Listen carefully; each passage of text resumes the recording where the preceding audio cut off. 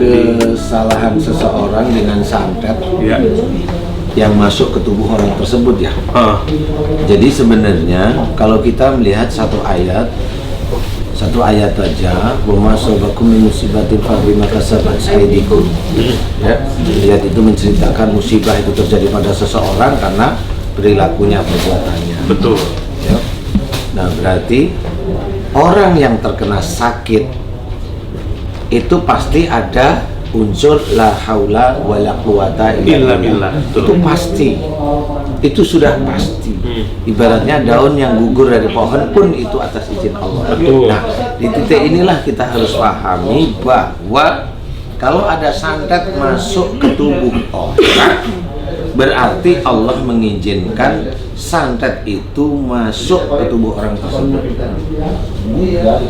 dengan adanya kesalahan dalam diri orang dengan tersebut, adanya kesalahan di dalam orang tersebut dan bertujuan untuk membuat orang itu bertaubat kepada Allah. Iya, seperti itu. Nah, bisa aja santet itu masuk karena kemusyrikan yang dia sering jalanin. Seperti mungkin Orang pinter, ini, jimat. nah kemusyrikan. Jadi akan berdekatan juga dengan kemusyrikan yang lain. Iya, sama. Jadi tidak bisa kalau sudah seperti itu kita langsung ada orang kesantet langsung ditabrak aja, disembuhin, nggak bisa. Harus dengan cara-cara yang ada dalam Quran. Kalau kita tahu bahwa orang yang sakit karena kesalahan, berarti orang tersebut didoakan agar diampuni dosanya oleh Allah Ta'ala. Seperti itu. Jadi nggak bisa langsung ditabrak kemudian didoakan, salah kita. Kalau apalagi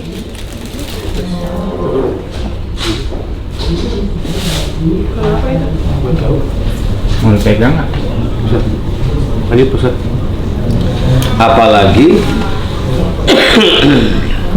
mana tadi? Apalagi apa namanya? Itu yang ngobatin itu seorang ustadz namanya. Ustadz harus ngerti dasar-dasarnya. Nggak bisa langsung ditanganin kayak, mohon maaf nih, kayak teman-teman dokter langsung tanganin, nggak bisa seperti itu. Karena kiblatnya dokter itu sendiri nggak ada hubungannya dengan agama. Dia ada hubungan dengan amanah dari Allah Ta'ala, dari ilmu Allah yang lain yang dia mampu. Tapi tidak langsung berhubungan dengan agama, tidak berhubungan langsung dengan syariat. Tapi kalau mamanya teman-teman dokter itu sebelum dia mengobati, sebelum dia menceramai atau mengajak orang itu tobat pada Allah, wih, ngangkat jempol saya langsung ngangkat jempol. Itu dokter hebat. Diingatkan dulu kesalahannya. Wah, itu dokter hebat. Saya tuh berarti dia hebat. Gitu. Tapi kalau yang obatin ustadz dia tidak mengingatkan kesalahan, itu ustadznya belum hebat.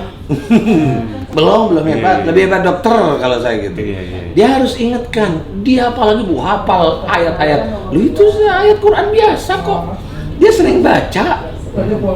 Makanya kenapa ketika proses doa Pak Ustadz itu penyembuhannya bisa lebih cepat ketika si pasien itu jujur. Iya, jujur, mau mengaku kesalahan, mau meminta maaf sama orang tua, mau minta maaf sama suami, mau minta maaf sama istri, kan gitu. Nah, itu kondisinya seperti itu. Diarahkan kita kepada Allah Ta'ala.